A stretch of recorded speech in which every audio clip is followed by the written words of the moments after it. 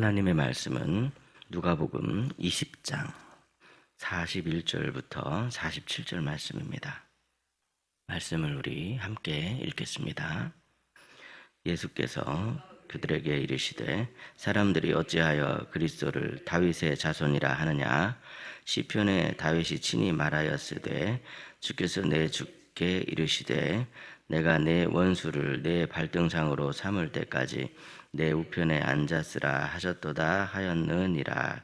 그런즉 다윗이 그리스도를 주라 칭하였으니 어찌 그의 자손이 되겠느냐 하시니라. 모든 백성이 들을 때에 예수께서 그 제자들에게 이르시되 긴 옷을 입고 다니는 것을 원하며 시장에서 문안받는 것과 회당의 높은 자리와 잔치의 윗자리를 좋아하는 서기관들을 삼가라. 그들은 과부의 가산을 삼키며 외식으로 길게 기도하니 그들이 더 엄중한 심판을 받으리라 하시니라. 아멘. 오늘도 이른 새벽에 은혜를 사모하여 주의 전으로 나오신 사랑하는 여러분에게 하나님이 예비하신 은총이 가득 넘치시기를 예수님의 이름으로 축복합니다. 오늘 본문에서 예수님께서는요, 두 가지를 분명히 말씀하십니다. 첫째는 그리스도가 누구신지, 둘째로 그분을 따르는 사람은 어떤 삶을 살아야 하는지, 이것을 말씀하십니다. 당시 사람들은 그리스도를 잘 알고 있다고 그렇게 생각을 했습니다. 유대인들은 오랫동안 다윗과 같은 왕을 기다렸습니다. 로마의 무거운 압제로부터 자기들을 해방시켜줄 강력한 왕, 나라를 다시 일으켜 세워줄 강력한 새로운 정치 지도자. 그래서 자연스럽게 그리스도는 단순히 다윗의 자손일 거라고만 여겼습니다. 혈통으로 이어지는 지도자로 오실 것이다. 그것만 생각했더라는 것이죠. 그런데 예수님께서는 이들의 그 치우친 생각을 바로잡아 주십니다.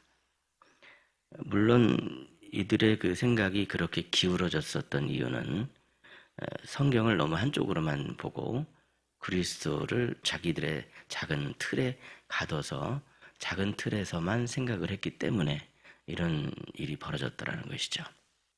먼저 본문 41절을 보시면요, 예수님께서는 서기관들과 종교 지도자들에게 이런 질문을 하시는 겁니다. 예수께서 그들에게 이르시되 사람들이 어찌하여 그리스도를 다윗의 자손이라 하느냐. 그렇게 말씀하시면서 성경을 그렇게 단편적으로만 생각해서는 안 된다, 이렇게 말씀하시는 겁니다. 시편 110편에서 다윗은 주께서 내 주께 말씀하시기를 이렇게 고백을 합니다. 여러분 한번 생각해 보십시오. 만일 다윗이 누군가를 향해서 내 주라고 그렇게 호칭을 했다고 한다면 그분은 다윗보다 낮은 분이 아니라 높은 분임을 알아야 합니다. 다시 말해서 그리스도는 다윗의 주님이 되시는 분이다 라는 것을 다윗이 스스로 자기의 입술을 통해서 고백을 하고 있다는 것이죠. 예수님은 시편의 말씀을 인용해서 그리스도가 단순한 인간 지도자가 아니라는 사실을 분명하게 지금 나타내고 있습니다. 그분은 인간의 기준과 서열을 훨씬 뛰어넘으시는 그런 분이십니다. 하나님이 사람의 몸을 입고 우리에게 오셨습니다. 사람들은 자꾸만 메시아를 자기들의 기준 안에서만 생각하려고 합니다. 그런데 그것은 지금도 우리도 그럴 때가 있더라는 것이죠. 예수님을 생각할 때 예수님은 그저 내 필요를 공급해 주시는 분, 내 부족한 부분을 채워주시는 분, 내가 원하는 계획에 힘을 더해 주시는 분, 그렇게만 예수님을 우리가 생각하는 경우가 있는데 그게 바로 우리의 조그마한 생각의 틀에 예수님을 가둬두는 그러한 대표적인 모습들이더라는 사실입니다. 하지만 예수님은 그것을 훨씬 더 뛰어넘으시는 그런 분이시죠. 그분은 우리의 주님이십니다. 그분은 내 삶의 주인이십니다. 예수님을 바르게 안다는 것은요, 그분을 내 계획 안으로 끌고 들어오는 것이 아니라 내 삶이 그분의 통치 아래로 들어가는 것을 의미합니다. 그러므로 그분의 통치하심 아래 하나님의 선하신 계획으로 이끌림을 받으시는 저와 여러분이 되시기를 예수님의 이름으로 축복합니다. 둘째로 예수님께서는 이어서 서기관들의 문제를 지적하시는데 우리 본문 46절 말씀이죠. 46절 말씀 함께 읽겠습니다. 긴 옷을 입고 다니는 것을 원하며 시장에서 문안받는 것과 회당의 높은 자리와 잔치의 윗자리를 좋아하는 서기관들을 삼가라. 아멘. 예.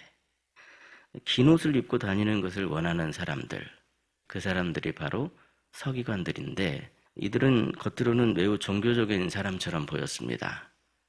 긴 옷을 입고 시장에서 인사받는 것을 좋아했습니다. 회당에서도 윗자리를 좋아했고 사람들 앞에서도 길게 기도했습니다. 겉모습은 매우 경건해 보였지만 그들의 삶은 비어 있었습니다. 예수님께서는 그들의 마음을 꿰뚫어 보고 있으십니다. 가식과 교만과 욕심, 하나님이 아닌 사람의 시선을 위해서 살아가는 삶, 그게 바로 이 서기관들이 지금 추구하고 있는 자기 영광이더라는 것이죠. 하나님의 영광을 추구해야 되는데 자기의 영광을 추구하고 있더라는 겁니다. 예수님께서는 그래서 말씀하십니다. 그들을 삼가라. 무슨 뜻입니까, 여러분? 우리는 그렇게 살면 안 된다 하는 그런 뜻입니다. 하나님의 자녀들은 그것이 아니라 하나님의 영광을 위해 살아가야 된다는 것이죠. 예수님의 모습을 보시면 예수님은 늘 낮은 자리를 찾아가십니다. 사람들이 잘 보이지 않는 곳에서 아픈 사람들, 소외된 분들, 이런 분들에게 다가섰습니다. 예수님의 영광은 사람들에게 인정받는 데 있지 않았습니다. 아버지의 뜻을 이루는 데 있었더라는 것이죠. 우리도 마찬가지입니다. 겉으로 보이는 신앙의 모습보다도 하나님 앞에서의 진실한 마음이 정말 중요한 때가 아닌가 그런 생각을 합니다. 똑같은 일을 해도 그 일을 할 때 하나님 앞에서 하려고 노력하는 사람하고 사람에게 보이려고만 노력하는 사람하고는 그 결과가 전혀 다르더라는 것이죠.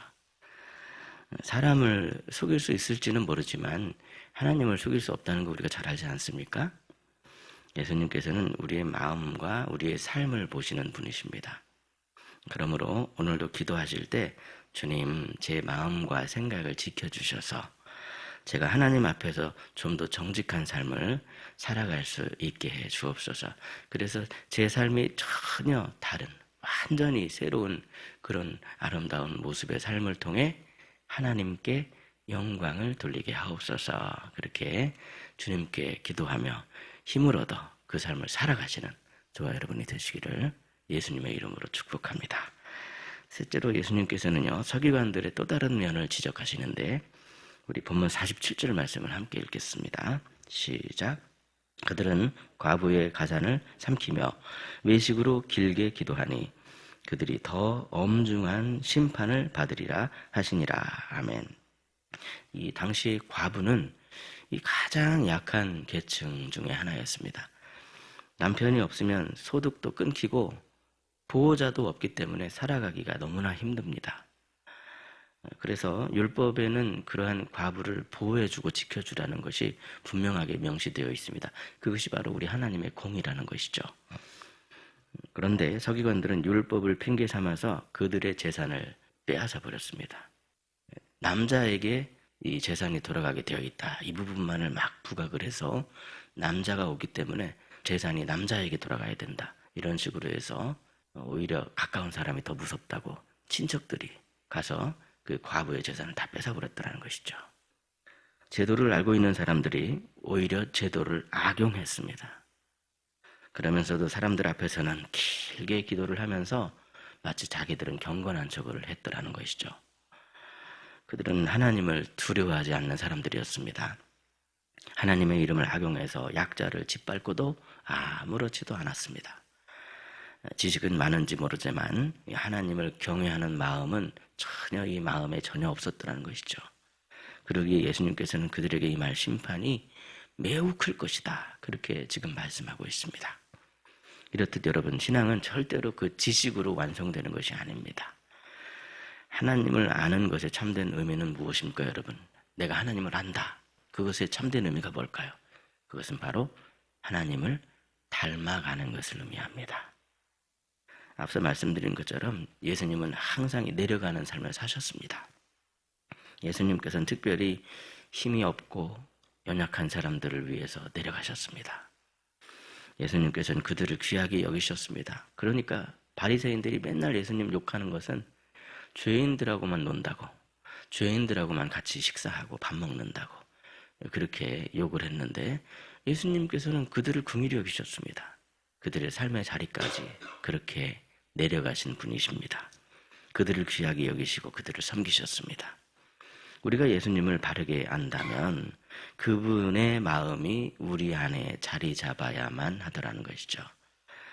그분의 마음은 바로 이 겸손과 사랑 아니겠습니까?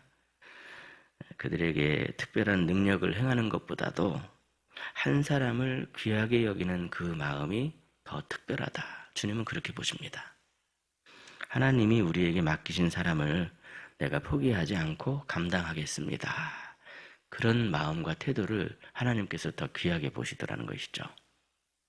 오늘 예수님께서는 우리에게 두 가지를 물으셨습니다. 첫째는 너는 그리스도를 누구라고 생각하느냐? 예수님께서는 다윗의 자손이라고 하는 그 작은 틀로 우리가 가둘 수 있는 그런 분이 아니십니다. 그분은 우리의 주님이십니다. 그분을 우리의 통치자로 내가 받아들여야, 그래야 그분의 다스리심 안에서 하나님의 뜻을 행할 수가 있습니다. 다음으로 너는 그분을 어떻게 따르고 있느냐? 예수님은 내려오셨습니다. 낮은 자를 찾아서 그들을 향해 가셨습니다. 우리도 마찬가지라는 거죠. 우리 주변에 있는 어렵고 힘든 분들을 외면하지 말아야 되겠습니다. 단순한 지식이 아니라 주님의 그 사랑, 주님의 겸손을 우리가 더 닮아가야 하겠습니다. 그냥 막 내가 닮고 싶다고 닮아지는 것은 아니겠죠. 그분의 다스리심이 그래서 필요합니다.